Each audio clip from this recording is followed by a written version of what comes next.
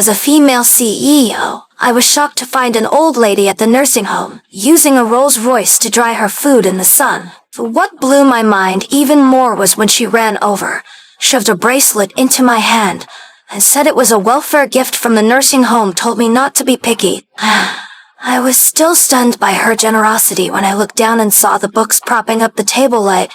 They were all rare ancient manuscripts worth millions. That scared me so bad I quickly called over the boss, who had just come back from getting lunch. But he just smiled and said the bracelet wasn't worth much, that it was something kind people donated to the residents during holidays. I didn't buy it. I took another look at the bracelet, then noticed the table was covered with top-tier seafood, and even the soy sauce bowls were antique treasures from imperial kilns. To top it off, the rag used to wipe the table was made of silver fox for worth a fortune. Honestly, I only ended up in this ridiculously wealthy place because I was trying to get away from a guy who kept chasing me. On impulse, I picked a random man off the street and got married that very day. Later, I felt guilty, thinking I shouldn't drag an innocent man into my mess, so I told him we could divorce any time if he regretted it, that he turned out to be a funny guy.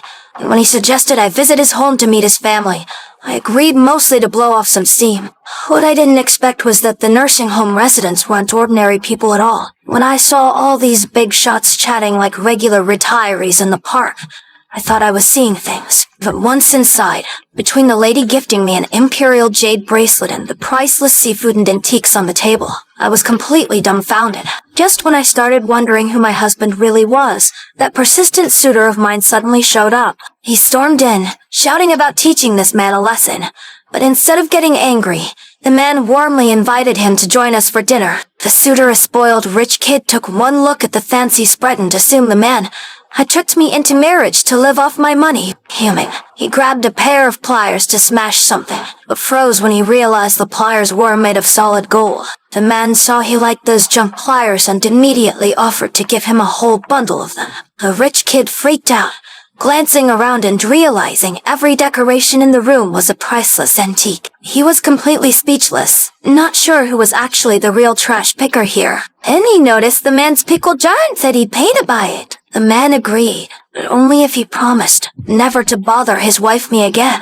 The guy left with the gold in the jar thrilled, while the man got a call from his wealthy son, inviting us to a dinner party that night to meet his new stepmom. But when we arrived at the company's parking lot, that same rich kid showed up again, yelling that this place belonged to a world-class billionaire group and that a trash picker like my husband didn't belong there. He even bragged that he'd dumped the entire building's garbage into our car. But then his date suddenly gasped, saying the trash bags in our car looked incredibly valuable. Hearing that, the rich kid started to panic, remembering all the treasures he'd seen before. Still, he didn't want to lose face in front of his date, so he threatened to smash the man's car and have me taken away. That was the last straw. The man kicked him and pressed a button in the car. Within moments, a team of security guards rushed over, leaving the rich kid completely stunned.